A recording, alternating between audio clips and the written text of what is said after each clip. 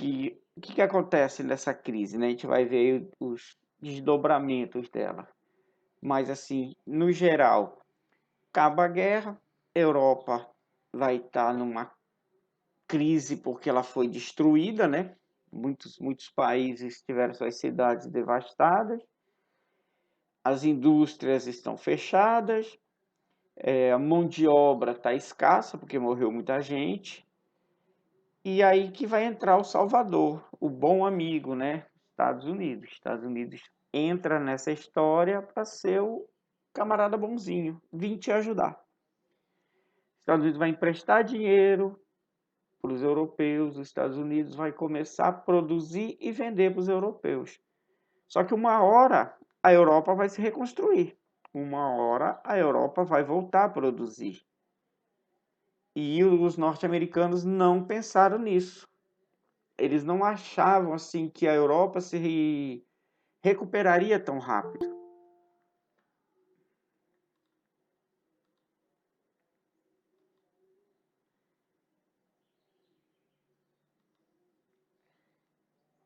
E de repente, quando eles se viram com a Europa voltando a produzir, quando eles se viram com a Europa deixando de comprar os seus produtos, as empresas norte-americanas começaram a acumular estoque. Acumular estoque, não tem para quem vender, não tem para quem vender. As ações que ficavam na bolsa foram baixando, porque como se criou uma esfera de otimismo, todo mundo que tinha dinheiro investia o quê? Comprava ações. Porque as ações das empresas só subia, porque de repente acabou o público, acabou o consumidor. A Europa não está consumindo mais. E os norte-americanos não tinham mais como absorver toda aquela produção. E aí que vai ter o problema, aí vai quebrar. O grande problema é que, quando quebra as indústrias norte-americanas, quebra o mundo inteiro. Por que quebra o mundo inteiro? Principalmente os pequenos países como o Brasil, alguns países da América Latina, alguns países ditos terceiro mundo. Hoje eles não falam mais terceiro mundo, eles falam país em ascensão. É uma forma de dizer que é o pobre. O pobre é o que está em ascensão. Diz eles que a gente está sempre crescendo. Então, aí o que vai acontecer? Nós vamos sofrer. Né? Então, todos os países da América Latina que vendiam matéria-prima para os Estados Unidos vão sofrer. A Europa nem tanto, ali, Inglaterra, Itália, Alemanha, nem tanto por quê? Porque eles estavam numa curva diferente, eles estavam numa ascensão, numa reconstrução. Então, como eles estavam se reconstruindo, não bateu tanto neles. Eles pararam de comprar produto norte-americano, eles estavam voltando a produzir, eles não tinham excesso de produção, então eles estavam se mantendo, certo? Então, o mundo capitalista enfrentou uma das suas maiores crises, né? Centro da crise, o epicentro, como a gente está ouvindo muito essa palavra ultimamente, né? O epicentro. E vai se alastrar para o mundo inteiro, porque é a economia mais importante, é a economia mais consistente. Quando ela quebra, ela vai levar um monte de gente junto. Então, o que vai cair aí? Redução da atividade econômica. A grande questão aqui da crise de 29 é o que os regimes totalitários, o regime nazista, o regime fascista, vai bater muito, que é... Então, vamos lá. Então, o que vai gerar? O que ele diz assim? Vou botar em maiúsculo esse bagulho.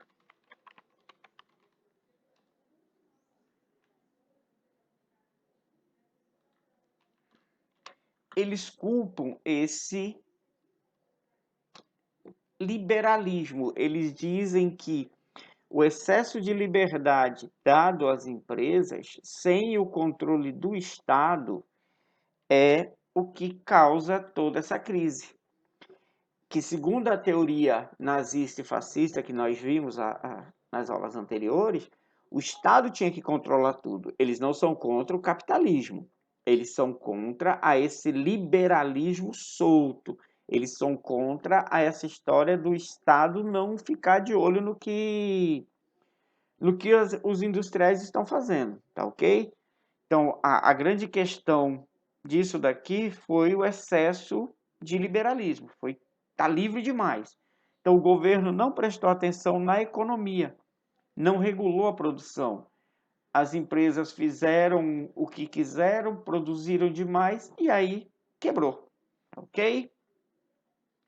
Remonta o final da Primeira Guerra para cá. Então, olha aí, o que acontece? Aquilo que a gente estava logo no início aí comentando. Quando acaba a Primeira Guerra, a Europa está destruída. Aí vem o bonzinho, né? Tio Sam. O tio Sam é muito amigo. O tio Sam, ele chega para te ajudar. Ele quer ver você bem. Ele está te emprestando um dinheirinho aí para você reconstruir o seu país a juros pequenininhos, aí nada que remonte 15, 20% ao mês. Então, os Estados Unidos entra com essa coisa de conceder empréstimo e realiza investimentos, óbvio. Então, algumas indústrias europeias vão ter investimento norte-americano, ou vice-versa. Eles vão trazer alguns industriais europeus para investir nos Estados Unidos. Então, a atividade norte-americana vai acelerar demais. Ao que vai gerar? É o clima de euforia. Eles vão ter até umas propagandas na mídia do estilo de vida americano, estilo exaltando o consumismo, exaltando toda essa onda de que temos que produzir e comprar. O negócio do norte-americano seria o comprar. Não que isso seja ruim, o problema é lá. Então, o desemprego era baixo, os salários eram respeitáveis, as condições de vida da população eram boas. Era o American Way of Life, o modo de vida americano. Então, eles pregavam isso aqui no mundo inteiro. Tá? O mundo inteiro via essas imagens de propaganda, a família, bicicleta, lancha, piscina. Olha aqui, os utensílios domésticos. Tudo para facilitar a sua vida. Então, é assim que o americano vive, assim que o capitalista norte-americano vive.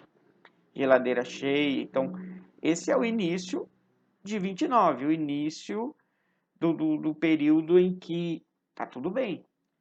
29 não, desculpa. Ali década de 21, 22, quando tá tudo ok. Tá tudo ótimo. Estamos produzindo, estamos vendendo, tá tudo perfeito. Só que alguma coisa em algum momento vai dar errado. Ao lado do crescimento da atividade econômica, inicia-se o movimento de especulação financeira. O que acontece com isso aqui, com a especulação financeira? O governo vai começar a liberar muita linha de crédito. Muita gente vai pegar esse dinheiro e não vai investir. Ele pega, investe em outra coisa. Em vez de ele investir na empresa dele, ele compra um bem, alguma coisa assim, começa a gerar inadimplências. Alguns desses daí, tipo, eu tenho uma empresa, aí eu começo a ver que pessoas querem, eu começo a vender um monte de ação sem se importar com o preço dela, se vai cair ou não. O que interessa é que eu vou pegar o teu dinheiro, se quebrar, quem vai perder é você, porque eu já estou com o dinheiro.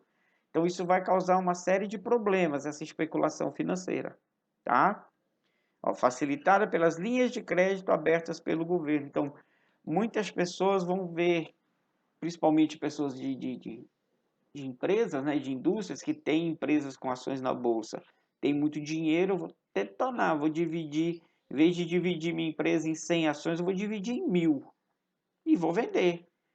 E vou pegar o dinheiro. Aí esses poucos especuladores, eles vão se livrar da crise, porque eles pegaram o dinheiro, vão investir em outras coisas, tipo alguma coisa que não se perca tanto assim, que nem um ouro, coisa parecida.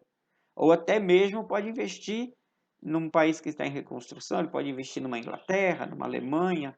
Então, esse excesso de dinheiro no mercado, aplicado de forma errada, vai desestabilizar a bolsa de valores. Bolsa de Nova York, centro do mundo capitalista. Até hoje, né, gente? Você assiste um jornal aí fala lá, índice da Bolsa de Nova York, índice da Bolsa Nasdaq. O que é essa outra? É que regula investimentos na área de tecnologia. Então, até hoje, a Bolsa de Nova York é o que dita o mercado econômico do mundo. Até hoje, ela é isso aqui, ó. Até hoje, ela é o termômetro sobre a saúde do capitalismo. A partir de 1925, a economia europeia, auxiliada pelos americanos, começa a dar visíveis sinais de recuperação. Tá, duas coisas aqui, né? Primeiro, isso aqui, que eu sempre gosto de alterar, mas às vezes eu não tenho tempo, porque na verdade a gente não pode falar americanos, tá, gente? Americanos nós também somos, tá? Eles são norte-americanos, tá? Eles são americanos. A gente mora onde? Na China, tá? Nós moramos na América também. Então, a partir de 25, auxiliado pelos norte-americanos, a Europa começa a se recuperar. E aí o que vai acontecer? Eles vão deixar de comprar produtos norte-americanos. Eles vão começar a valorizar o produto nacional. Isso é uma coisa que a gente sempre conversa. Qual é a diferença desses países com relação a nós, Brasil, ou a nós, digamos, países ditos em ascensão, para não falar terceiro mundo? É valorizar o que tem em casa. Então, a valorização do produto nacional, ela é muito grande nesses países. E é o que faz com que eles cresçam.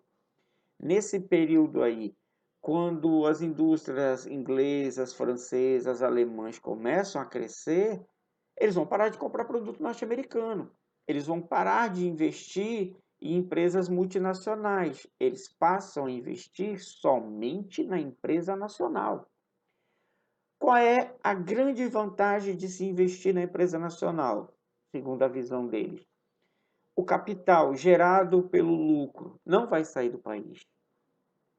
Tudo que é comprado e vendido vai ficar circulando dentro do país. Sem dizer que eles ainda têm a oportunidade de exportar produtos, o que vai auxiliar num superávit na balança comercial, porque a balança comercial ela é medida pela soma de tudo que você vende menos a soma de tudo que você compra. Se você vender mais do que comprar, é óbvio, seu saldo vai ser positivo. Se você comprar mais do que vender, seu saldo vai ser negativo. Então, essa é a onda desses caras. Eles não querem saber, o norte-americano tem um carro muito bom. Então a gente vai fazer o nosso. E aí eles vão, nesses investimentos nacionais, deixar de comprar as coisas norte-americanas. E aí vai começar a ficar feio o negócio. Aí lembra lá no início? Bastante emprego, renda alta, aí já começa a inverter desemprego e baixos salários. O norte-americano, independente se ele era o trabalhador da empresa ou se ele era o dono da empresa, muitos vão chegar a uma situação de extrema miséria. Extrema miséria mesmo, aquela situação ali de praticamente não ter o que comer. Tá? Acentua-se a queda da produção e com ela o preço das ações despenca. Dentro desse quadro aqui, vai entrar a questão da especulação também. Eu sou dono de uma empresa, eu estou vendo que vai começar a ficar ruim, meu estoque está cheio, ninguém quer comprar, o que eu faço? Eu começo a colocar todas as minhas ações à venda. Muita gente nesse período aqui, quando ele vê que a economia europeia está crescendo e a americana está estagnando, tem um monte de gente que especula nas ações. Ele baixa o preço das ações, ele vende as suas ações e vem investir aqui na Europa, deixando um prejuízo imenso para quem comprou sua empresa. Cara, tu já imaginou? Tu chega para ver uma empresa para comprar. A empresa está maravilhosa, olha, está funcionando, olha, os estoques estão cheios. É um excelente investimento. O cara só esquece de te avisar que não tem para quem vender aquele estoque. Você compra uma empresa falida. Então aí vai se contrastar. Isso aqui é um outdoor que pregava o American Wildlife, o estilo de vida americano. E aqui embaixo, uma fila de pessoas aguardando a sua vez para pegar um pouquinho de alimento. Tô vendo a mão do camarada aqui, que é tipo um baldinho, que geralmente nessas filas eles distribuíam sopa. Uma sopinha rala, um pedaço de pão. A grande maioria das pessoas vinham para essas filas. Então aqui é um contraste do que se tornou os Estados Unidos, que eles pregavam a vida luxuosa, de carro, a família feliz passeando, e a realidade, pessoas passando fome, esperando por um copo de sopa, por um baldinho de sopa. Tá? Então, 24 de outubro de 1929, a Bolsa registra os mais baixos índices de movimentação. Aqui é o começo, aqui é o início do fim.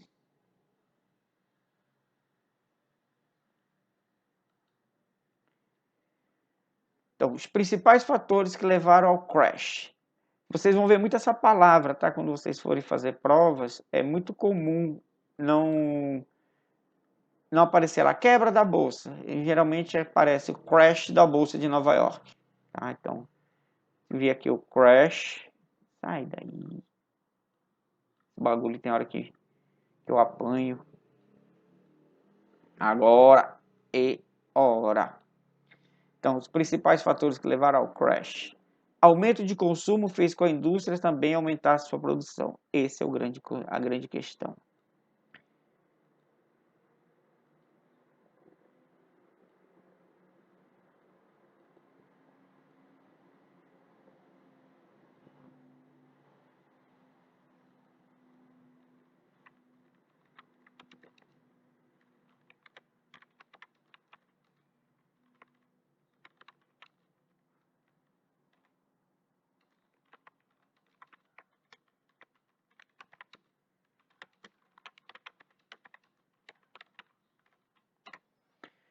Então, aumenta a produção. Só que ele não calculou qual o grau de absorção desse produto no mercado. Quantas pessoas ainda não têm esse produto ou quantas pessoas estão dispostas a trocar esse produto? Se vocês verem, como é um período muito curto, não dava nem tempo de deteriorar um produto para que fosse substituído. Então, essa questão aqui vai. Poxa, mas eu estou produzindo, mas eu vou ter para quem vender? Fala-se muito isso se vocês forem assistir esses programas, pequenas empresas, grandes negócios, essas coisas. Quando você vai abrir um negócio, você tem que realizar uma pesquisa e ver o nicho de mercado. Você tem que analisar essa empresa que eu estou abrindo aqui, essa loja que eu estou abrindo aqui, esse produto que eu vou oferecer aqui, tem público para comprar? Eu vou conseguir vender isso aqui? Tipo assim, o Pedro ganhou na loteria, ele quer abrir uma empresa, mas ele quer abrir uma empresa chique. Ele quer abrir aí uma empresa para vender produtos importados de alto padrão, vinhos importados, queijos importados, uísques importados. Essa loja, analisando o nosso comércio local, ela sobreviveria em Santa Isabel?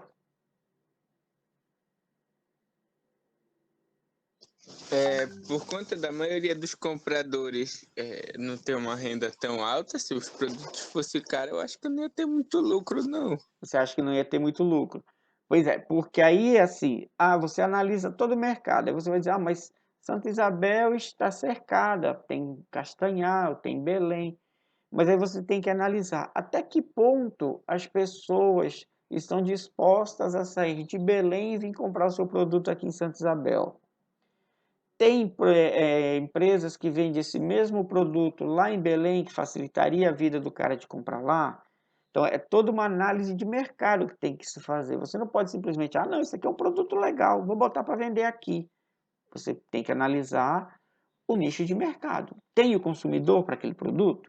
Então, concordo com o Pedro. Se a gente analisar o mercado isabelense, analisar o nosso padrão de renda, talvez uma empresa de produtos muito sofisticados, muito caros, não sobreviveria.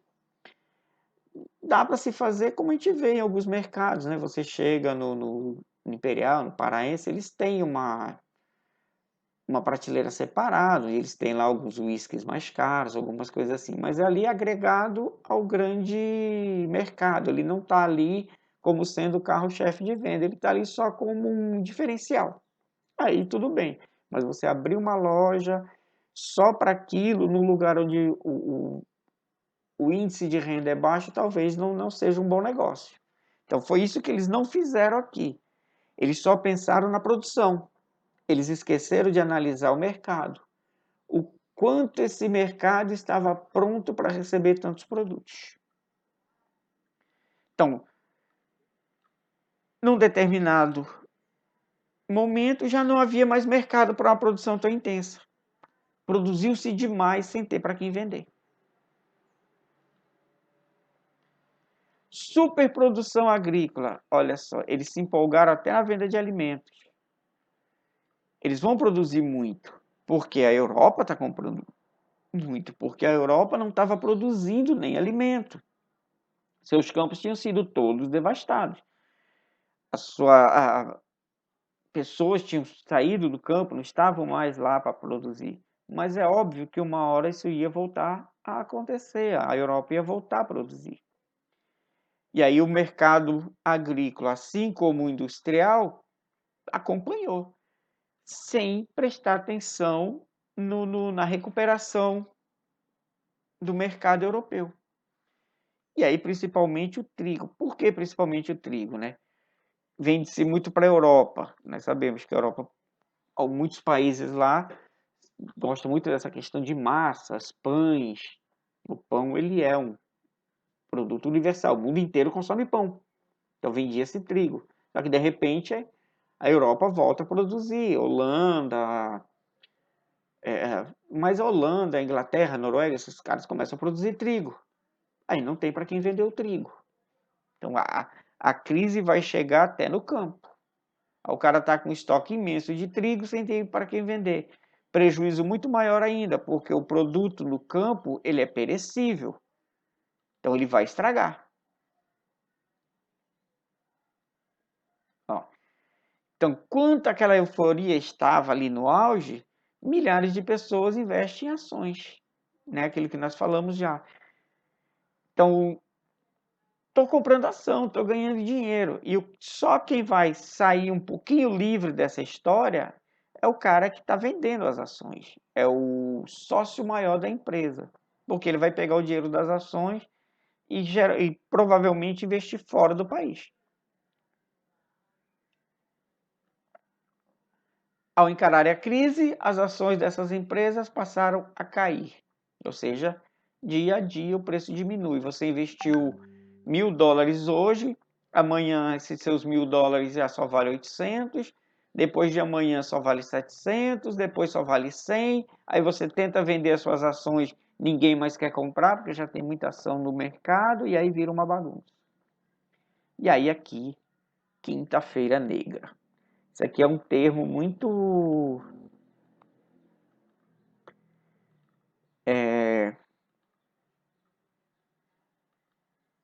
Oh, meu Deus, fugiu a palavra.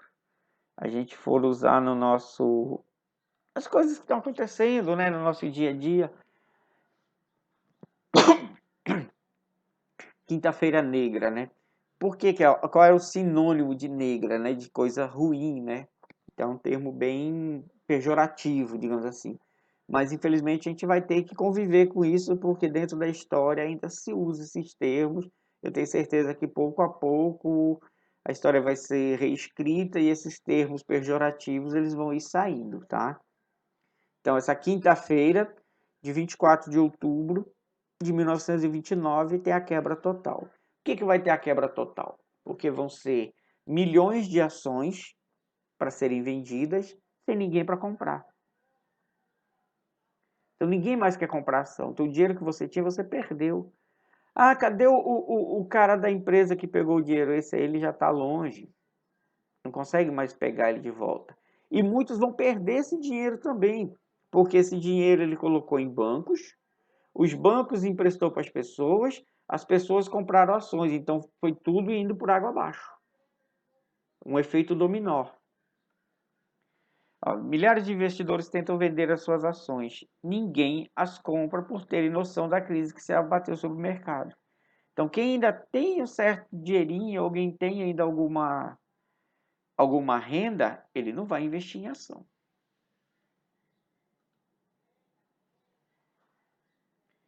E aí vai ter aqui, ó, produtos encalhados em estoque. Esse é o grande problema que vai acontecer. Hoje em dia, isso não acontece por vários fatores, né?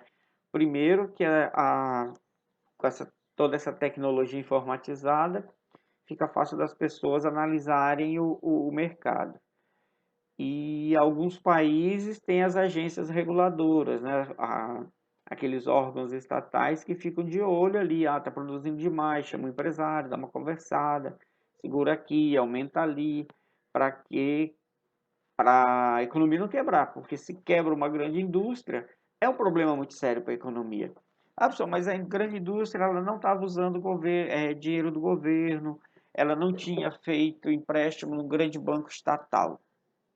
Então, se ela quebrar, ela vai dar problema para o Estado mesmo assim? Vai. Tu imagina uma multinacional como... Aí vamos jogar aí a Volkswagen. Ela tem várias fábricas no país. Além das fábricas, ela tem revendedoras. Além das revendedoras, ela tem o comércio de autopeças. Ela ainda tem as oficinas especializadas que trabalham só com veículos da marca. Então, é um monte de pessoas, direta ou indiretamente, que vivem da produção dessa grande multinacional. De repente, dá um problema e essa multinacional fecha. Ela retira todas as suas empresas do mercado. Então, qual é o problema que vai gerar aí? Milhares de pessoas desempregadas. Tá? Então, milhares de pessoas desempregadas, são milhares de pessoas sem consumir, a pessoa não consumindo, o dinheiro não gira no mercado, esse dinheiro não gera impostos, esse dinheiro não abastece nem bancos nem governo. Então, é um problema muito sério. Uma empresa que fecha, ela não é só o problema do produto que não vai ter no mercado. São milhares de pessoas que vão deixar de consumir. São milhares de pessoas que vão deixar de comprar comida e comprar roupa. A roda da economia vai girar mais lenta. Aí, num certo momento, ela vai atingir um banco, ela vai atingir um órgão estatal, ela vai dar problema para alguém, no geral, tá? Quando aconteceu a crise imobiliária norte-americana, 2004, 2005, uma coisa assim. Graças a Deus aqui ela não atingiu muito, mas dentro dos Estados Unidos e alguns países europeus atingiu. Por quê? Ah, mas parou de construir casa, o que isso tem a ver? Tem a ver que milhares de pessoas que trabalhavam construindo as casas não trabalham mais. Aquelas empresas que produziam matéria-prima para a construção das casas não produzem mais. As pessoas que ganhavam seu salário produzindo essa matéria-prima não ganham mais. São milhares de pessoas sem consumir dentro de um estado. O dinheiro não circula. Dinheiro não circula, crise geral. Então aí vem altos índices de desemprego, pessoas que antes viviam no estilo capitalista norte-americano, né? O American Way Life, não possuem mais nada, nem o que comer. Estão na fila da sopa.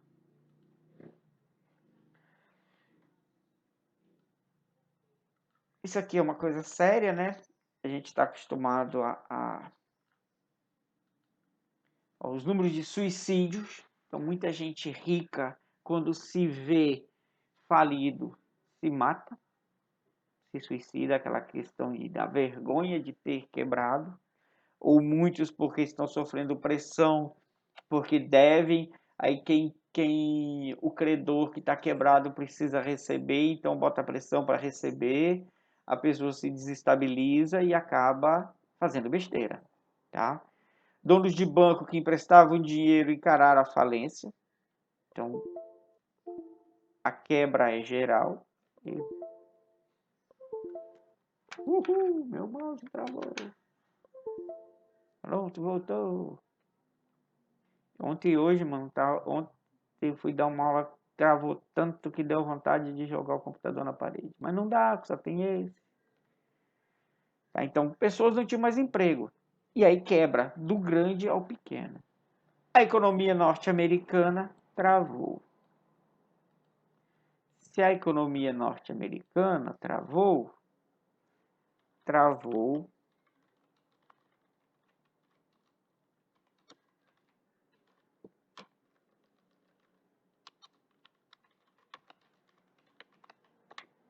também a economia mundial. Pouquinho menos, mas eles vão sofrer um pouquinho com essa crise também. Pouquinho menos vai sofrer a Europa, mas também vai vai atingir alguma coisa lá também, tá? Ninguém fica livre não, mas nós aqui da América Latina vamos ser os que mais vamos sofrer. Então, o mundo observava atônito toda aquela crise.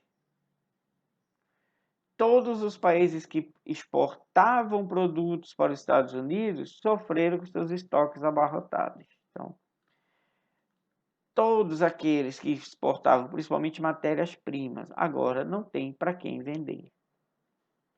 O mundo encara uma crise sistêmica. E aí vão surgir as propostas para se salvar isso, né?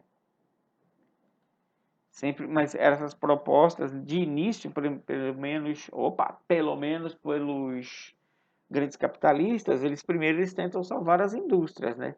Só depois que vai vir um cara que vai pensar e falar, não, mas para fazer a indústria voltar, eu tenho que fazer o povo ganhar dinheiro. Quando o povo começar a ganhar dinheiro, aí o povo vai voltar a consumir, o povo vai começar a comprar comida, aí o mercado agrícola e produtos alimentícios já começa a girar.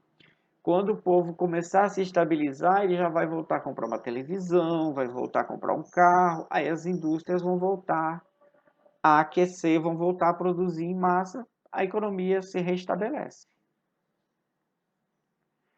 Brasil. Qual vai ser o maior problema do Brasil? Café. Esse é o maior problema brasileiro. Esse cidadão aqui, que vocês vão enjoar de ouvir falar dele, tem jeito, nosso amigo Vargas, no momento da crise, o momento inicial da crise, ele não é o presidente, tá, gente? Ele ainda tá lá no seu exército, lá, ele ainda é soldado, tá lá. Ele só vai ser presidente a partir do golpe que ele vai dar em 30. Então a crise está acontecendo em 29. Então o Vargas ele vai se aproveitar, digamos assim, da crise, né, para poder chegar e se instalar no governo, da mesma forma que fez Hitler, que fez Mussolini, que fez Franco, que fez Salazar. São as críticas ao liberalismo, a ideia de um governo mais firme, mais positivo, controlando as coisas, e aí eles vão chegar no poder.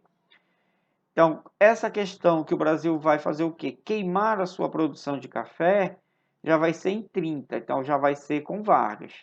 Então ele já vai pegar a crise, ele vai assumir o poder com a crise já acontecendo, tá? Ele não pega o início da crise no poder como presidente. Ele vai chegar tentando encontrar caminhos para tirar o Brasil da crise.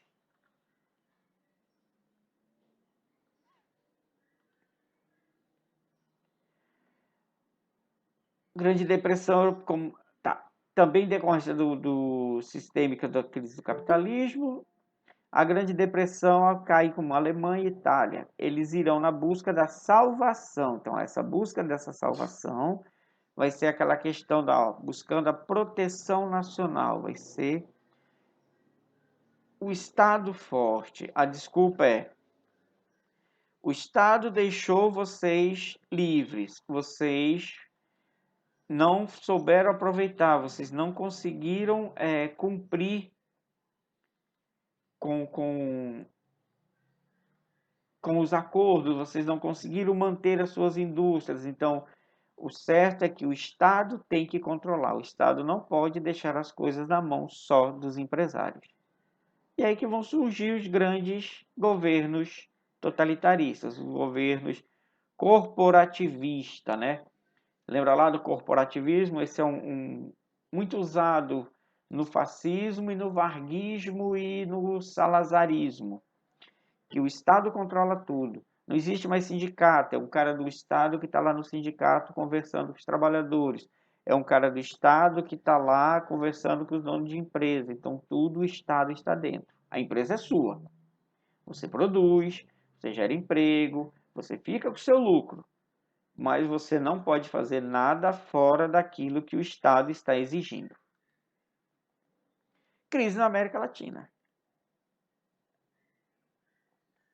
Aí vai ser nosso grande problema aqui, depois de ter falado de tudo isso, é por conta disso aqui. A gente já falou várias vezes o que vai acontecer conosco, né? Nós, os pobres da área.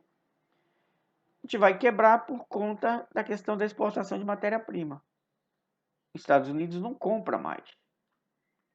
Então a gente não tem mais para quem vender. Tá? Nós não desenvolvemos nossa indústria, nós temos mal uma indústria de base, que é aquela que produz equipamentos para outras indústrias, para portos, guindastes, aquela coisa que nem lá na Revolução Russa, né? Nós falamos disso, da indústria de base russa. Mal isso. E o resto é vender matéria-prima para norte-americano. Depois vai começar a se desviar o eixo de tentar vender para a Europa.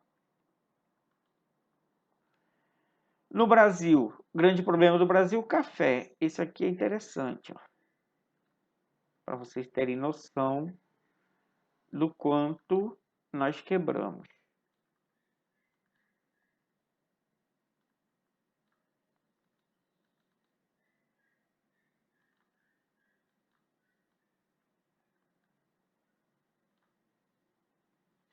Então, uma saca de café cotada a 200 mil réis passou a ser vendida a 21 mil réis, ou seja, deu uma queda aí de 179 mil réis. É como se uma saca de café hoje, não sei, mas é até mais do que isso, custasse 200 reais, de repente você só conseguia vender ela por 21 reais. E aí, como você vai conseguir pagar todas as suas dívidas? Porque a maioria dos produtores rurais, eles fazem empréstimos bancários para produzir. Então eu fiz um empréstimo para vender o meu café a 200 reais a saca. De repente, eu só estou conseguindo vender a 21. Eu não vou conseguir nem pagar a minha dívida. Tá? Então, enfraquece as oligarquias rurais. Lembram lá? A política lá do famoso café com leite. Então, quando quebrar essas oligarquias, vai ser a chance de Vargas chegar ao poder. Tá? Então, abre caminho para a chegada de Vargas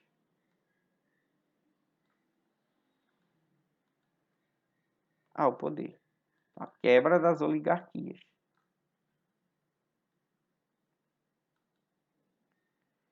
E aí vem o New Deal, que vai acontecer nos Estados Unidos, que é um novo caminho, uma nova proposta. É esse camarada, o Roosevelt, presidente, ele vai fazer o quê? Ele vai criar frentes de trabalho. Tá? Então, o que ele vai fazer? Qual é essa ideia do Roosevelt? A população a população precisa ter dinheiro. Se a população não tem dinheiro, o mercado não gira. Então, vai ter que abrir uma estrada de ferro. Vocês veem muito isso em filme, aquele monte de homem cavando e colocando os trilhos, tudo na enxada. Ah, porque não tinha uma tecnologia, não tinha equipamento? Tinha. Só que nesse período da crise, o Roosevelt fez o seguinte: não contrate empresa. O mínimo de máquina possível. Tudo que for para ser construído num determinado trecho, vá lá e contrate os homens daquela região. Aí os homens passavam a mão nas enxadas e iam construir a estrada de ferro na base de pás e picaretas. Iam ganhar um salário, iam voltar a consumir. E essa iniciativa fez com que a economia voltasse lentamente a girar. Então, olha, são as retomadas das obras públicas. Então, o Estado vai voltar a construir. E nessas construções de estradas, canais, portos, escolas, não vai ter maquinários. Quem vai fazer essa obra são as pessoas. As pessoas vão trabalhar, as pessoas vão pegar a sua enxada, sua pá, sua marreta, sua foice, e eles vão ganhar salário. Isso vai dar certo, vai voltar pouco a pouco a dar um pouquinho de respiro no comércio norte-americano. Tá? Só que o que vai ajudar mesmo? O que vai ajudar a sorte norte-americana vai ser isso aqui.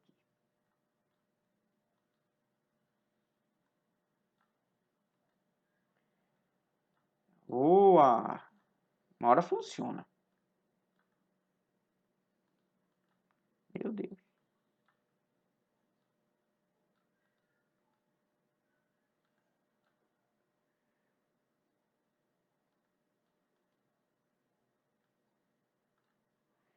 Então, o início da Segunda Guerra.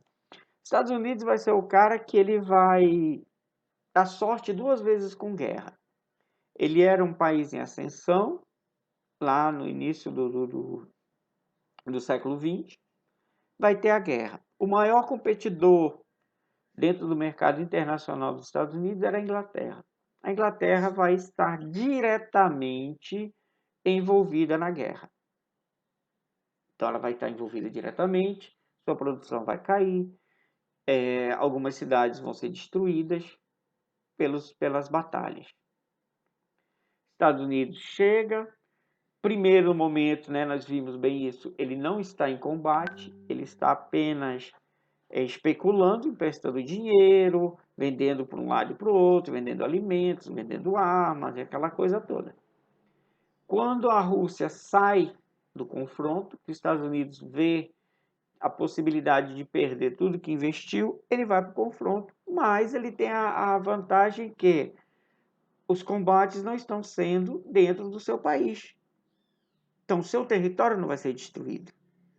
Quando acaba a guerra, ele ainda empresta dinheiro para os europeus. Então, ele se aproveita de um problema europeu para se tornar uma das maiores potências do mundo. Tá? Quando ele tem a crise, que ele já está ali sofrendo, né? A crise é 29, 30, então ele vai sofrer ali 31, 32, 33. Aí lá para 35, 36 começa a respirar, 39 explode outra guerra. Quando explode outra guerra, ele volta a dominar o mercado. De novo, no início, ele só está vendendo. Não está nem aí para quem está se matando.